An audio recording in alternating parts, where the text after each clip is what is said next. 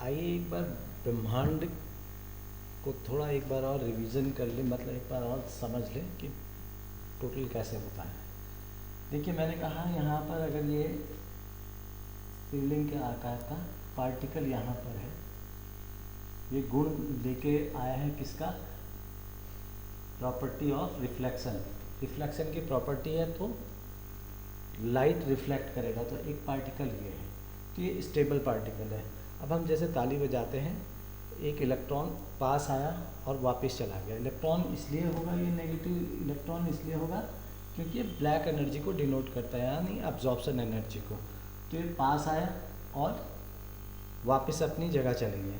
तो जब वापसी अपनी जगह जाते हैं तो एक ड्यू टू कोलिजन एक टेम्परेचर और एक प्रेशर क्रिएट होता है, जो साउंड एनर्जी के फॉर्म में रह जाता है, कि जिसमें उस समय का जो कोलिजन का टेम्परेचर और साउंड टेम्परेचर और प्रेशर जो है, कितना प्रेशर था टोटल कैलकुलेटेड रहता है, जो साउंड एनर्जी के फॉर्म में स्टोर हो जाता है। तो यह है फर्स्ट साउंड एनर्जी, यानी सबसे पहले sound energy due to collision sound energy liberate हुई थी। लेकिन साउंड एनर्जी से पहले क्या है, प्रकाश आया होगा, क्योंकि प्रकाश की गति साउंड एनर्जी से ज़्यादा है, तो वो पहले ही रिफ्लेक्ट हो गया था, ठीक है ना। और उसके बाद जो इन दोनों के कोलिजन से एक रेजिडुअल बच जाता है, ठीक है ना। तो जब रेजिडुअल बच जाता है तो उतना ही प्रकाश छोड़ा जाता है, प्रकाश दिया जाता है, और उतनी ही मैग्नेटिक पावर आती है ताकि वो डिस्ट्रॉय किया जा सके। तो इस कोलिजन से फिर ये रेडिएट होता है और फिर से वापस अपनी वो वहाँ चली जाती है, जो मैग्नेटिक पावर है वो, और रिफ्लेक्शन की पावर जो एनर्जी है रेडिएशन की, वो वापस चली जाती है। इस तरीके से इस कोलिजन को बार बार कोलिजन से एक इलेक्ट्रोफील्ड क्रिएट हो जाता है और एक मैग्नेटिक फील्ड क्रिएट हो जाता है, जो कि बराबर रहता है, उसकी पावर दोनों की बराबर रहते हैं, यानी दोनों में बराबर की क्षमता रहती है, ठीक है ना। यानी अगर पावर चार्ज देखें तो negative charge will be is equal to the positive charge, यानी radiation energy will be equal to magnetic energy, ठीक है ना। तो मैग्नेटिक एनर्जी और इलेक्ट्रो एनर्जी, हम रिफ्लेक्शन को इलेक्ट्रो के नाम से जानते हैं। तो दो फील्ड क्रिएट हो गए, तो इलेक्ट्रो फील्ड क्रिएट हो गया और एक मैग्नेटिक फील्ड क्रिएट हो गया। अब एक चीज़ देखिए कि अब जब ये चले गए, जब अपनी अपनी जगह जाएंगे तो बीच में स्पेस क्रिएट हो जाएगा। तो जो स्पेस क्रिएट होता है, तो यहाँ पर इधर की साइड तो H नेगेटिव आयन हो जाते हैं और इधर पॉजिटिव आयन होते हैं, तो ये रिएक्शन स्टार्ट हो जाती है। तो इसका फेज शुरू हो जाता है, इस वाले फेज का, जिसमें H इधर चले जाते हैं और जो है ये मूवमेंट रहता है, क्योंकि रेडिएशन होगा तो यहाँ वैक्यूम क्रिएट होता है। तो हाई टेम्परेचर एट टॉप और हाई प्रेशर का क्षेत्र क्रिएट होगा। वहीं इसके बाहर क्या होता है, अब देखिए ये इधर से ये जाएगा एनर्जी, तो एक चीज़ है इसके बाहर भी क्या होगा, यहाँ से जो बचा हुआ है वो जो H पॉजिटिव है इधर से अंदर चला जाएगा, ऊपर चला जाएगा, ठीक है ना। यहाँ पर अपनी एनर्जी लिबरेट करेगा, वापस H पॉजिटिव फिर यहाँ पर आ जाएगा। तो इस तरीके से ये रिएक्शन चलती रहती है, ठीक है ना। यहाँ पर लो टेम्परेचर और लो प्रेशर क्रिएट हो जाएगा, यानी इन दोनों जगह तो लो टेम्परेचर और लो प्रेशर होगा, क्योंकि यहाँ पर तो यहाँ हाई टेम्परेचर है, अंदर हाई टेम्परेचर है, तो उसको मॉडरेट करने के लिए लो टेम्परेचर होता है। और दूसरा यहाँ पर जब लो टेम्परेचर हो जाएगा तो ये कहाँ है, हाई टेम्परेचर की ओर जाने लगेगा, तो यहाँ पर एक क्लाउड फॉर्मेशन हो जाएगी, जिसको आप आकाश गंगा कहते हैं। वहीं यहाँ मैग्नेटिक फील्ड में एक अलग तरीके का, अब यहाँ पर क्या होने वाला है, यहाँ तो H नेगेटिव है, इन दोनों की यहाँ मूवमेंट होगा, तो इसके कारण मैग्नेटिक फील्ड डेवलप हो जाएगा और ये मैग्नेटिक रेडिएशन जो है वो इस तरीके से मूव करने लगेगी, ठीक है ना। और इस तरीके से पूरा का पूरा ये मैग्नेटिक फील्ड एरिया क्रिएट हो जाएगा। अब यहाँ पर सारे H नेगेटिव हैं, ठीक है ना। और एक और देखिए, ये तो सब ठीक है।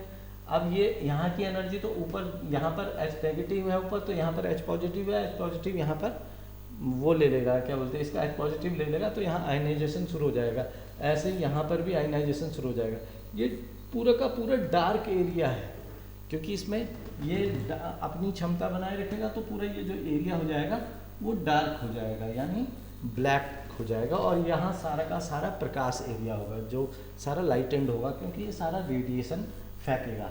और दूसरा, ये रेडिएशन किस कारण फेंक रहा है, अंदर तो ठीक है, इसका अंदर तो इसके कारण फेंक रहा है, यहाँ तो टेम्परेचर बहुत ज़्यादा हाई टेम्परेचर होगा, क्योंकि यहाँ अंदर तो रिएक्शन चल रही है, लेकिन और इसके यहाँ दोनों के कोलिजन का हुआ, यहाँ पर आयनिक एक्सचेंज होता रहता है, यहाँ इलेक्ट्रॉन इधर आता है, फिर इधर वापस चला जाता है, इधर आता है, फिर इधर चला जाता है। इधर से क्या है, इधर से आयन आते हैं इधर से, और इधर से चले जाते हैं। इधर से आयन है तो ये पॉजिटिव आयन का डायरेक्शन हो गया, ये नेगेटिव आयन का डायरेक्शन हो गया, तो ये भार तो इलेक्ट्रोमैग्नेटिक क्षेत्र बन जाता है का पूरा पूरा भार। इसीलिए आपको जो ये है, ये हमेशा फैलाव सा लगता है। भाई आकाशगंगा और पाताल गंगा दोनों बन गई, दोनों आपने आपको यहाँ खिंचाव महसूस, यानी फैलाव महसूस होता रहेगा। तो अगर ये ब्रह्मांड है तो फैलता हुआ महसूस होने लगेगा।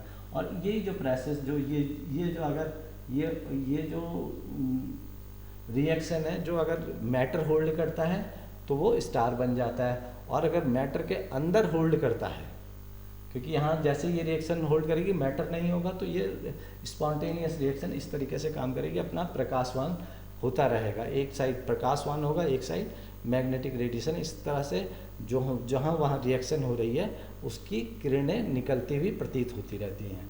तो लाइट रेडिएट करता हुआ नज़र आता है सूर्य, ठीक है ना।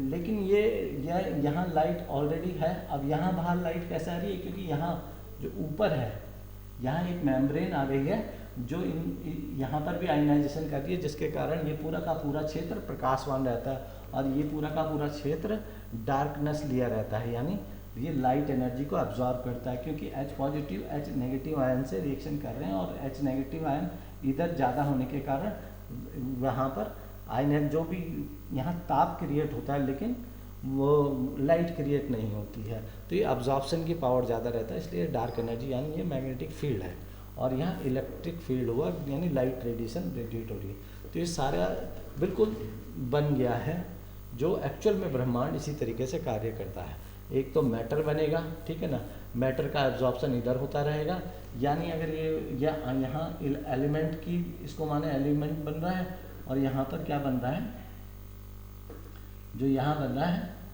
या यहाँ एलिमेंट के आयन बन रहे हैं, और यहाँ पर एलिमेंट बन रहा है। एक तरीके से ये रिएक्शन हो रही है, ये स्पेस की है, ब्रह्मांड की घटना है। तो एलिमेंट बनता रहता है, मॉलिक्यूल बनते रहते हैं, तो जो इसकी प्रॉपर्टी आएगी तो ये किसी के साथ रिएक्ट करेगा, और उसमें मॉलिक्यूल जैसे गैसेस फॉर्म में बनेगा या ठोस फॉर्म में बनेगा, तरह तरह के एलिमेंटों का आविष्कार होता रहेगा, ठीक। और ये पूरे ब्रह्मांड की थ्योरी, कहीं ज़्यादा कहीं कम, इसीलिए लाइट इस तरीके से दिखता है, पूरा ब्रह्मांड फैलता हुआ दिखता है।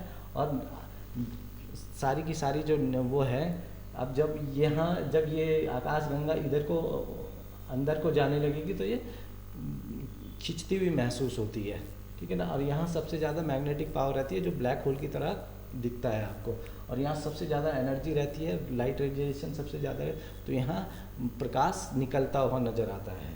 तो इनका अपना अपना क्षेत्र है, ये बराबर का क्षेत्र है, और यहीं ये जो इसकी है, जो ये ब्रह्मांड फैलता हुआ नज़र आता है, जो प्रोडक्ट यहाँ बच गया है, जो मैटर बन रहा है, जो एलिमेंट बन रहा है, जो भी कुछ बन रहा है, उसका अब्जॉर्प्शन के ही जो है प्रोसेस को ही ब्रह्मांड कहते हैं, जो विजिबल है। कभी मैग्नेटिक इलेक्ट्रोमैग्नेटिक के कारण, अब ये इलेक्ट्रोमैग्नेटिक अगर कोई जलता है तो दोनों electromagnetic radiation electrical EM generate होती है, जिसके कारण लाइट क्या करती है, ट्रैवल करती हुई नज़र आती है आपको। और या फिर यहाँ पर मैग्नेटिक फील्ड के दायरे में आ गया तो एब्जॉर्प्शन, यानी हाईएस्ट ग्रेविटेशनल पावर यहाँ पर नज़र आती है, यानी जो एब्जॉर्ब करता हुआ ब्लैक होल की तरह प्रतीत होता है, और यहाँ पर लाइट रेडिएट होती हुई प्रतीत होती है। और यहाँ पर ये जो है, ये जो पूरा एरिया है, ये ब्रह्मांड की उत्पत्ति का कारक है। यहाँ तरह तरह के आकाश गंगाएँ वगैरह सब बनता रहता है। तो ये सारा है। और जो तारा जल गया वो मैग्नेटिक पावर उसमें काम, यानी इलेक्ट्रिक फ्यूज़न की रिएक्शन ख़त्म हो गई है, इलेक्ट्रिक फ्यूज़न शुरू हो गया है, और कभी इलेक्ट्रोफ्यूज़न शुरू हो जाता है। इस तरीके से कभी मैग्नेटिक पावर स्टार्स की मैग्नेटिक फील्ड ज़्यादा वो करने लगता है, और कभी रेडिएशन फील्ड यानी इलेक्ट्रोफील्ड ज़्यादा वो करता रहता है। इसी तरीके से प्रोसेस चलता रहता है, जब तक एक पूरा प्रोसेस है। आने का और जाने का जिसको कहते हैं, ये रिएक्शन जो चेन रिएक्शन है, इस तरीके से काम करता है सोडियम में, इसको स्टार्च कहते हैं। और जो अंदर मैटर के अंदर चला गया तो उसमें अंदर रिएक्शन हो जाती है, ठीक है, और वो मैटर को एब्जॉर्ब करने जलाने लगता है, ठीक है नहीं। तो ये सारी चीज़ें हैं, यानी इस तरीके से हम इसे बना सकते हैं।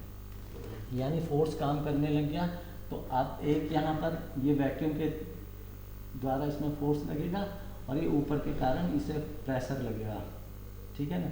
ये साइमल्टेनियस प्रोसेस है, जितना फोर्स नीचे लगेगा उतना ही प्रेशर ऊपर लगेगा। ये ऊर्जा को शो करता है और ये मैग्नेटिक पावर यानी शक्ति को शो करता है। ये इस तरीके से पूरा का पूरा ब्रह्मांड चलायमान है।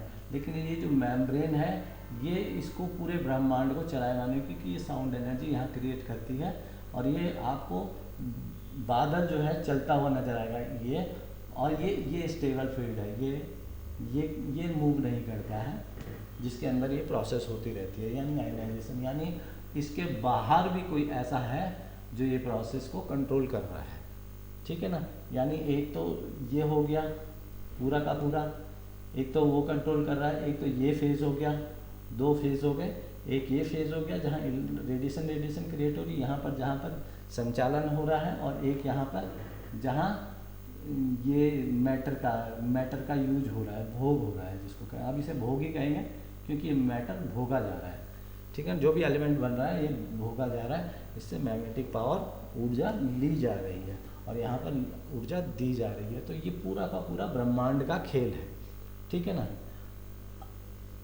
अब यहाँ पर और ये जो है ये मेम्ब्रेन है, ये लाइट, इन दोनों के आयनाइजेशन के कारण ये वाला क्षेत्र हमेशा लाइटेंड रहता है, प्रकाशवान रहता है, और ये वाला क्षेत्र हमेशा अंधेरे में रहता है, ठीक है ना। ये सारा प्रोसेस, ये पूरा यूनिवर्स है, ये इसे हम शिवलिंग की तरह देख रहे हैं क्योंकि शिवलिंग की तरह प्रतीत होता है, पूरा का पूरा ये शिवलिंग ही बन रहा है, यानी ज्योतिर्लिंग जिसको हम कहते हैं, ठीक है ना। तो ये ज्योतिर्लिंग का एक बहुत विराट रूप है, ब्रह्मांड हम कहेंगे, और इसी तरीके से ये बढ़ता रहता है। अब यहाँ पर अगर ये सारा का सारा ख़त्म हो गया तो फिर उसके बाद ये आगे बढ़ता रहेगा, ये बनता रहता है प्रोसेस में, ठीक है ना। ये सारा हो गया। अब इसको ऐसा है जितना हम बता सकते हैं इसी तरीके से बताएंगे। अब इसी में हम ये कर लेते हैं कि आप ये है कि प्रश्न अगर आए तो और ज़्यादा इसे डिटेल में खोला जा सकता है। तो ये ब्रह्मांड बनने की प्रक्रिया होगी, जो एक शिवलिंग का रूप, ज्योतिर्लिंग का रूप, क्योंकि ये एक्टिव न्यूक्लियर रिएक्शन है, यही एक्चुअल में न्यूक्लियर रिएक्शन है। और न्यूक्लियर रिएक्शन का मतलब ब्रह्मांड का उत्पन्न होना एक छोटे से पार्टिकल यानी गुण के कारण, सिर्फ एक इलेक्ट्रोस्टैटिक गुण जो है रिफ्लेक्शन का और एक अब्जॉर्प्शन का गुण, यानी एक अंधकार का गुण और एक प्रकाश का गुण ही ब्रह्मांड को बनाने में सक्षम है, ठीक है ना। अब इसमें एक चीज और आती है,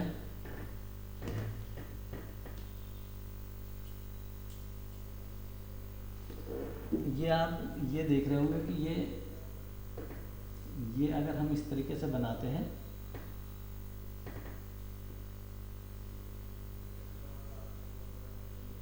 तो ये वाला जो एरिया है जिसमें अब्जॉर्प्शन हो रहा है, ठीक है ना, जो मैग्नेटिक वाला है, इसको ये टाइम डिनोट करता है।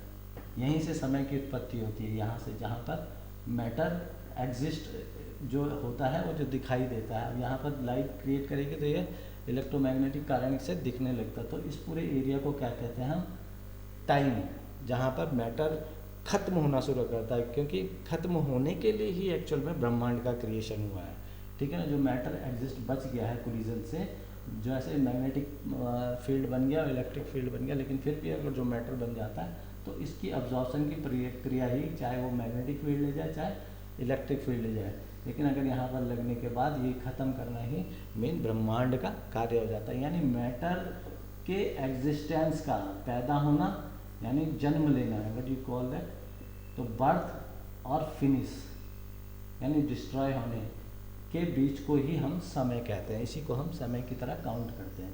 यानी टाइम यहीं से शुरू होता है, यहाँ से शुरू नहीं हुआ जब इलेक्ट्रिक फील्ड क्रिएट हुआ और जब मैग्नेटिक फील्ड क्रिएट हुआ ये नहीं, लेकिन ये जब एब्जॉर्प्शन हो रहा है और मैटर ख़त्म हो रहा है, इसी को हम कहते हैं टाइम। ठीक है ना, यहीं से ये टाइम शुरू होता है। और यहाँ पर जब ये प्लेट बनी तब भी ये इसका सिर्फ इसकी एक इंफॉर्मेशन थी, तो इसको ये कहते हैं कि ये इसकी सिर्फ इंफॉर्मेशनल और कंस्ट्रक्शन इंफॉर्मेशन, ये एक साउंड एनर्जी जो क्रिएट हो रही है उसको कहते हैं, ठीक है ना। तो यहाँ पर जो है जो इसको युग कहते थे, युग। और ये जो जहाँ पर इलेक्ट्रोस्टैटिक फील्ड क्रिएट हुआ इसे भी युग कहा जाता है, और जहाँ मैग्नेटिक फील्ड जो क्रिएट हुआ उसे भी युग कहा जाता है। टाइम सिर्फ यही है जो पैदा हुआ है उसका एग्जिस्टेंस ख़त्म करने को ही हम टाइम कहते हैं, ठीक है ना। यहाँ टाइम यहीं से शुरू होता है, इसके पहले कोई टाइम नहीं था। ये सब लाइट कब पैदा हुई इसका समय आज तक नहीं ज्ञात हुआ, और मैग्नेटिक फील्ड कब ज्ञात हुआ, कब पैदा हुआ ये भी ज्ञात नहीं हुआ, और ये कब ये प्रोसेस जब इसका ज्ञान संरक्षित हुआ वो भी आज तक उसका समय भी कभी ज्ञात नहीं हुआ। तो ये अगर ये विचार काल है तो इसका वर्तमान काल है, और ये इसका भूतकाल है क्योंकि इसने ख़त्म ही होना है, ठीक है। तो ये सारी चीज़ें क्रिएट हो गई। अब हम आपको आगे जो बताएंगे अध्यात्म के रूप में भी इसे समझा देते हैं।